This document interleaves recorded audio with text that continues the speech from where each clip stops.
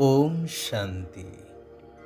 सद्गुरु सद्गतिदाता परम पिता निराकार शिव बाबांकर सत्य सत्य तीर्थ करुथिबा आत्मिक संतान मानंकु हृदयर सहित स्नेह सम्मान शुभेच्छा सुस्वागतम सुप्रभात। तीर्थरे जिबा ଏହା ଏକ ଭକ୍ତି ଭାବଧାରାର ବଳିଷ୍ଠ ନମୁନା, ଯାହା ବୈଦିକ ଯୁଗରୁ ପରମ୍ପରା ରୂପେ ଚାଲିଛି ମଧ୍ୟ।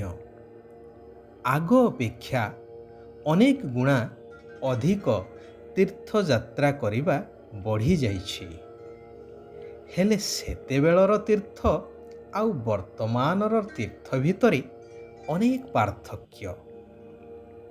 ଆଗରୁ ତୀର୍ଥ ଆଦିକୁ ଯିବା ପାଇଁ 1 ମାସ ପୂର୍ବରୁ ବହୁତ କିଛି ନୀତି ନିୟମକୁ ମାନି ଚଳିବାକୁ ପଡ଼ୁଥିଲା। ଆଉ ଯେଉଁମାନେ ନିୟମକୁ ପାଳନ କରୁଥିଲେ ସେହିମାନେ ହିଁ ତୀର୍ଥକୁ ଯାଉଥିଲେ। ତୀର୍ଥକୁ ଯିବା ସମୟରେ କେବଳ ସାଙ୍ଗରେ ନେଇଥିବା ଶୁଦ୍ଧ ଖାଦ୍ୟକୁ ଖାଉଥିଲେ। ପରସ୍ପର ଭିତରେ ସାଂସାରିକ କଥାବାର୍ତ୍ତା ହେଉନଥିଲେ। ସମ୍ପୂର୍ଣ୍ଣ ମୌନତାକୁ ଧାରଣ କରୁଥିଲେ। ଆବଶ୍ୟକ ସ୍ଥଳେ ଈଶ୍ୱରଙ୍କ ବିଷୟରେ ଆଲୋଚନା କରୁଥିଲେ। ସମ୍ପୂର୍ଣ୍ଣ ପବିତ୍ରତାକୁ ଅବଲମ୍ବନ କରୁଥିଲେ। ବିଶେଷ କରି ଯେଉଁ ତୀର୍ଥସ୍ଥାନକୁ ଯାଉଥିଲେ କେବଳ ସେହି ତୀର୍ଥସ୍ଥାନର ହିଁ ସ୍ମୃତିରେ ଯାଉଥିଲେ। ହେଲେ ବର୍ତ୍ତମାନର ତୀର୍ଥଯାତ୍ରା ସମୟରେ ନା ସେ ଆଦବ କାଇଦାକୁ ମାନୁଛନ୍ତି, ନା ସେହି ଏକାଗ୍ରତାର ସହକାରେ ଯାଉଛନ୍ତି। କେହି କେହି ତ ଏପରି ତୀର୍ଥକୁ ଯିବା ସମୟରେ ନା ଖାଦ୍ୟ ପାନୀୟର ଶୁଦ୍ଧତା ରଖୁଛନ୍ତି, ନା ପବିତ୍ର ରହୁଛନ୍ତି। ତୀର୍ଥଯାତ୍ରାକୁ ଯେପରି ଏକ ମୌଜ ମଜଲିସର ମାଧ୍ୟମ ରୂପରେ ଧରି ନେଇଛନ୍ତି। ତେବେ ଏଠାରେ ମୁଖ୍ୟ କଥା ହେଉଛି ଦ୍ୱାପର ଯୁଗରୁ ଅନେକ ତୀର୍ଥ ଆଦି ଭ୍ରମଣ କରି ଆସିଲେ। ହେଲେ ଏହାଦ୍ୱାରା ନା କାହାକୁ ମୁକ୍ତି ମିଳିଛି, ନା ସଦ୍ଗତି ପ୍ରାପ୍ତ ହେଉଛି।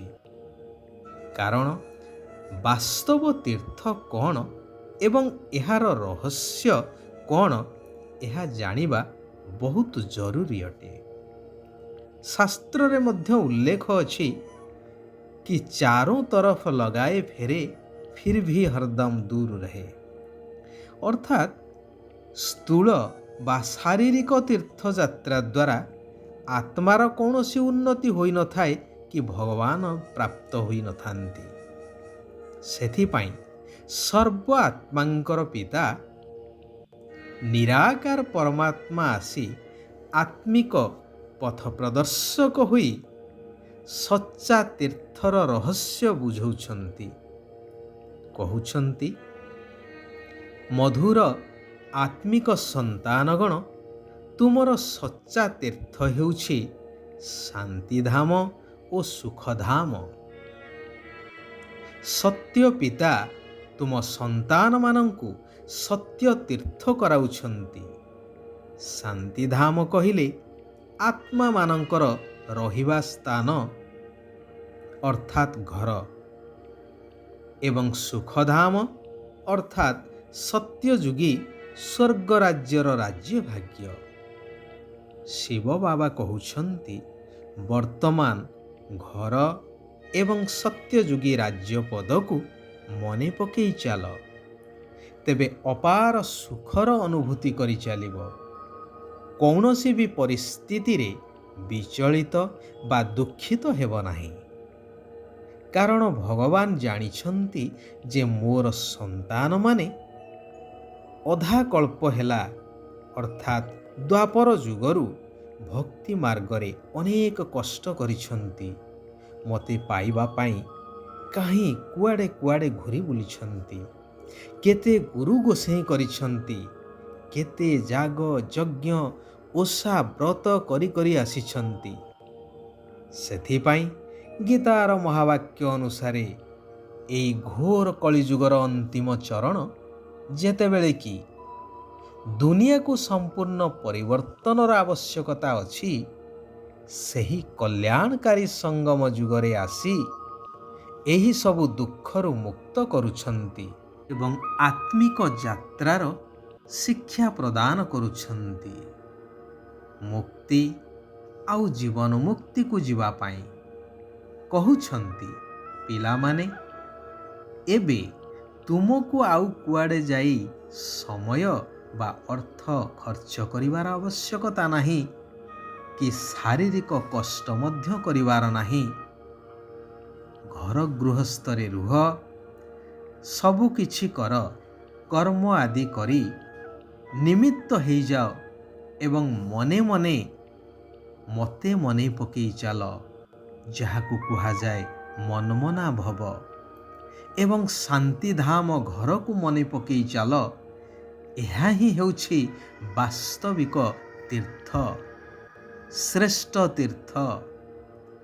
ଏହାଦ୍ୱାରା ଆତ୍ମା ସମ୍ପୂର୍ଣ୍ଣ ପବିତ୍ର, ସତୋପ୍ରଧାନ ହୋଇ ସତୋପ୍ରଧାନ ଦୁନିଆର ମାଲିକ ହୋଇଯିବ। ପାଞ୍ଚ ବିକାର ରୂପୀ ମାୟା ତୁମକୁ ସମ୍ପୂର୍ଣ୍ଣ ପତିତ ଦୁଃଖୀ କରେଇ ଦେଇଛି। ଏବେ ମୋ ସ୍ମୃତି ଦ୍ୱାରା ବିକାର ରୂପୀ ମାୟାକୁ ଭସ୍ମ କର। ଶାସ୍ତ୍ରରେ ଉଲ୍ଲେଖ ଅଛି ନା, ସକଳ ତୀର୍ଥ ତୋ ଚରଣେ, ବଦ୍ରିକା ଯିବି କି କାରଣେ।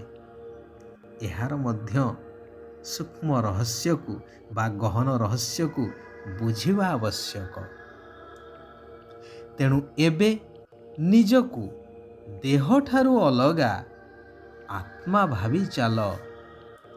ମୁଁ ଯେଉଁ ଜ୍ଞାନ ପ୍ରଦାନ କରୁଛି, ସେହି ଜ୍ଞାନ ଦ୍ୱାରା ବୁଦ୍ଧିକୁ ସର୍ବଦା ଭରପୁର ରଖ। ଭଗବାନଙ୍କ ଠାରୁ ଆଶୀର୍ବାଦ ବା କୃପା ମାଗିବା ପରିବର୍ତ୍ତେ ଏହି ଈଶ୍ୱରୀୟ ପାଠପଢ଼ା ଉପରେ ପୁରା ଧ୍ୟାନ ଦେଇ ନିଜ ଉପରେ ନିଜେ କୃପା କରିବା ଦରକାର। ଆମେ ଜାଣିଛେ କୃପା ଶବ୍ଦର ଅର୍ଥ ହେଉଛି କର ଏବଂ ପାଅ। କ୍ରୁ ଧାତୁରୁ ଏହା ଉଦ୍ଧୃତ। ତେଣୁ ଆମେ କରିବା ଏବଂ ପାଇବା। କରିବା ପାଇଁ ଭଗବାନ ଉଚିତ ମାର୍ଗଦର୍ଶନ କରାଉଛନ୍ତି। ସେହି ଅନୁସାରେ ଯିଏ କରିବ ସିଏ ପାଇବ। ସଂସାରର ସମସ୍ତ ଦୁଃଖୀ ଅଶାନ୍ତ ଆତ୍ମାମାନଙ୍କୁ ସୁଖଧାମର ମାଲିକ କରିବାର ସେବା କରିବା ଦରକାର। ଏହିପରି ସୁପୁତ୍ର ସେବାଧାରୀ ହେବାର ଅଛି, ଯଦ୍ୱାରା ସ୍ୱୟଂ ଭଗବାନ ମଧ୍ୟ ତୁମ ଉପରେ ସମର୍ପିତ ହେଇଯିବେ। ସେଇଥିପାଇଁ ତ ଭଗବାନଙ୍କୁ କୁହାଯାଏ ଭକ୍ତ ବତ୍ସଳ। ଭକ୍ତର ସଦା ସେ ଅଧୀନ ଥାନ୍ତି। ଶିବ ବାବା କହୁଛନ୍ତି, ମନ ବୁଦ୍ଧିର ଏକାଗ୍ରତା ଦ୍ୱାରା ପ୍ରତ୍ୟେକ କାର୍ଯ୍ୟରେ ସଫଳତା ପ୍ରାପ୍ତ କରିବା ବାଲା କର୍ମଯୋଗୀ ହୁଅ। କର୍ମଯୋଗୀ ଅର୍ଥାତ୍ କର୍ମ କରି କର୍ମର ବନ୍ଧନରେ ବାନ୍ଧି ହେବାର ନାହିଁ ବା କର୍ମ ସହିତ ବୁଦ୍ଧିକୁ ଜଡ଼ିତ ରଖିବାର ନାହିଁ। ସେଇଥିପାଇଁ ଶିଖ ଧର୍ମରେ ଅଛି ହାତ କରଡେ ଦିଲିଆରଡେ, ଅର୍ଥାତ୍ ହାତରେ କାମ କରି ଚାଲ, ବୁଦ୍ଧି ପରମାତ୍ମାଙ୍କ ସହିତ ଲାଗି ରହୁ। ଏହା ହିଁ ବାସ୍ତବିକ କର୍ମଯୋଗ।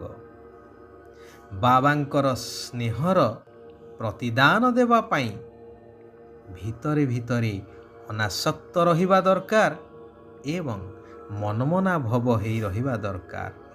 ଅର୍ଥାତ୍ ମନ ସର୍ବଦା ଭଗବାନଙ୍କ ପାଖରେ ଥାଉ, ଯାହାକୁ ଶାସ୍ତ୍ରରେ କୁହାଯାଏ ଉପବାସ। ଉପ କହିଲେ ନିକଟ, ବାସ କରିବା ଅର୍ଥାତ୍ ରହିବା। ଭଗବାନଙ୍କ ପାଖରେ ନିତ୍ୟ ନୈମିତ୍ୟ ମନକୁ ନିବଦ୍ଧ କରି ରଖିବା। ଆଚ୍ଛା, ଆଜି ପାଇଁ ଏଇଠାରେ ଆମେମାନେ ବିରାମ ନେବା। ସାରା ବିଶ୍ୱର ଆତ୍ମାମାନଙ୍କର କଲ୍ୟାଣ ହେଉ, ସମସ୍ତେ ସୁଖ ଆଉ ଶାନ୍ତିର ଅନୁଭବ କରନ୍ତୁ। ଓମ୍ ଶାନ୍ତି। ଓମ୍ ଶାନ୍ତି। ଓମ୍ ଶାନ୍ତି।